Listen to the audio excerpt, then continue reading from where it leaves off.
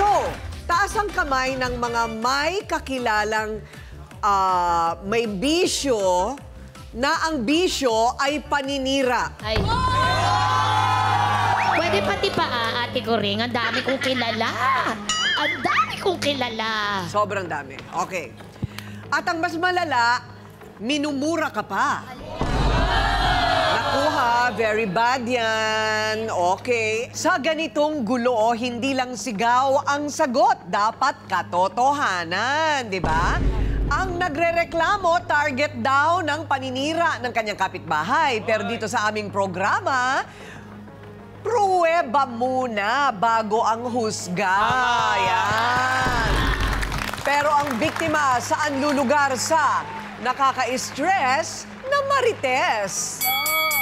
Hindi lang ito simpleng away ng magkapitbahay. Kapag sila'y nagkita, mata lang daw ang walang latay. Pagka nagkatinginan, maya-maya nagsasabunutan na sila. Buong barangay alam ang kanilang hidwaan. Pag nagkita yan, 3 beses talaga mag-aaway. Talagang sabunutan talaga sila. Lagi niyang hinahablot, sinasabunutan. Kung ano po yung mahawakan niya, iampas niya kay LA. Di na rin mabilang kung ilang beses na silang pinablatter. Yung ebidensya na may blatter sila sa barangay. Magkakaayos na kaya ang mga marites? O pati tayo, ma-stress? LA at Kuntil, harapan na!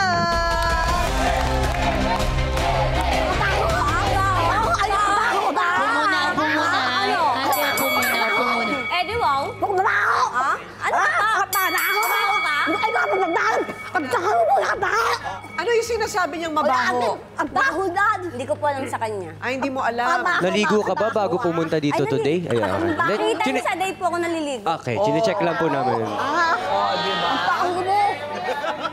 Okay. Complete shampoo and soap po ako. Okay, ano ang inirereklamo mo dito sa kanya? Kabaho!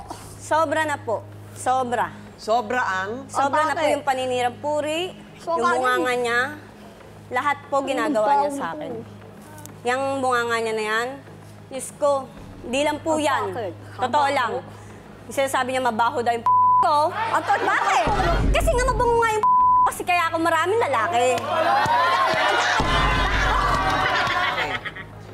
Saan ba nagsimula ang lahat ng yan? Selos po. Ha? Selos. Selos. Okay. Kanino siya nagseselos? Sa akin. Ha? Sa akin. Kaya nga, sinong lalaki? Wala pong lalaki. Ay? Sino? Babae? Ako po. Ah, ikaw? Mas magaling daw po kasi akong makisama. Teka muna, may walang third party. Wala. Pag-ibig, ang inggit. selos. Inggit. Hindi selos. Inggit. O, bakit? O, saan naman nagsimula yun? Ako po kasi, lahat po kasi ng tao, pinakikisamahan ko. Hindi po ako nanghihingi ng bayad, yung mga ganon. Ang gusto siya po kasi, kung makisama po siya, kailangan mababayaran mo po siya. Kailangan may kapalit. May sukle. May honorarium. May honorarium. Ako po, wala. Meron kang trabaho? Wala po. Wala? Wala. Paano ka nabubuhay? Pakikisama po.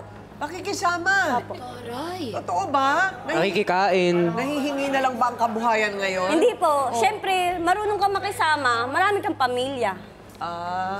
Kapag alam po ng kapitbahay mo na wala ka, LAO, may ulam ba kayo? Okay.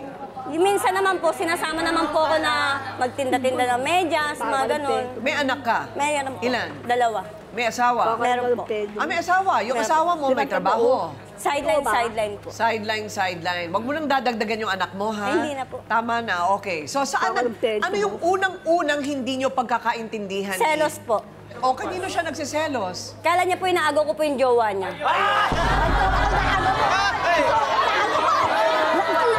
Kasi mas maganda ako sa'yo.